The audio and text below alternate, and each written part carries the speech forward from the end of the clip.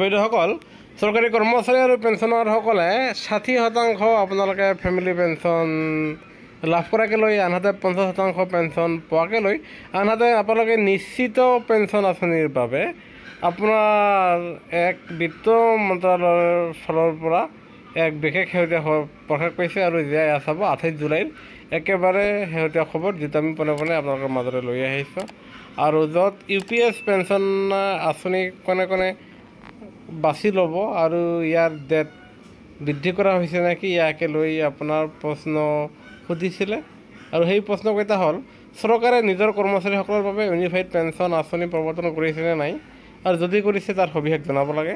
আনহাতে চৰকাৰে UPS বা NPSত যোগদান কৰাৰ বিকল্প সময়সীমা কিবা দিছে নেকি, সেই সম্পৰ্কে জনাব লাগে। আৰু যদি সময়সীমা দিছে, এয়া কিমান তাৰিখলৈকে তেওঁলোকে এয়া ল'ব পাৰিব, সেই সম্পৰ্কে ক'ব লাগে।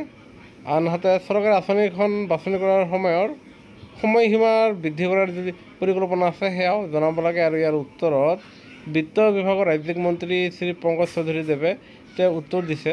তেওঁ কৈছে যে কেন্দ্ৰীয় চৰকাৰৰ কৰ্মচাৰীসকলৰ লগতে ৰাজ্য চৰকাৰৰ অধীনৰ চৰকাৰী কৰ্মচাৰীসকলৰ বাবে ৰাষ্ট্ৰীয় পেঞ্চন ব্যৱস্থা, যাক NPS বুলি কোৱা হয়, এই NPSৰ অধীনত আপোনাৰ বিকল্প হিচাপে আপোনাৰ UPSটো প্ৰদান কৰা হৈছে। আৰু এই UPS পেঞ্চন ব্যৱস্থাটো এইকাৰণে প্ৰদান কৰা হৈছে যে যাতে চৰকাৰী কৰ্মচাৰী আৰু পেঞ্চনাৰসকলে যাতে নিশ্চিত পেঞ্চন আৰু ফেমিলি পেঞ্চন আৰু লগতে মৰুগীয়া বনজ পাবলৈ সক্ষম হয়।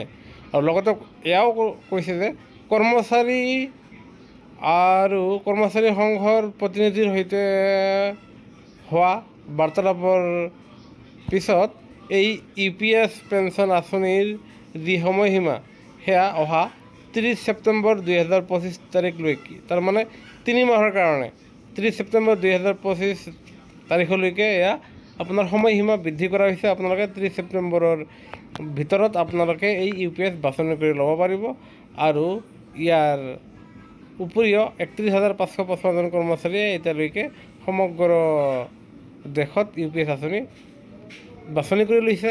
আৰু আপোনালোকে 30 ছেপ্টেম্বৰৰ ভিতৰলৈকে এই UPS আঁচনিটো আপোনালোকে অন্তৰ্ভুক্ত কৰিব পাৰিব, য'ত আপোনালোকৰ 50% পেঞ্চন, আনহাতে 60% ফেমিলি পেঞ্চনৰ প্ৰৱধান ইয়াতে দিয়া হৈছে। আনহাতে আপোনাৰ যি জমা টকা, সেয়াও আপোনালোকে এবাৰ উলিয়াব পাৰিব বুলি ইয়াতে আপোনাৰ উল্লেখ আছে। সেয়েহে কৰ্মচাৰী পেঞ্চনৰ প্ৰতিটো খবৰৰ বাবে আমাৰ চেনেলটো ছাবস্ক্ৰাইব কৰি নাপাহৰিব।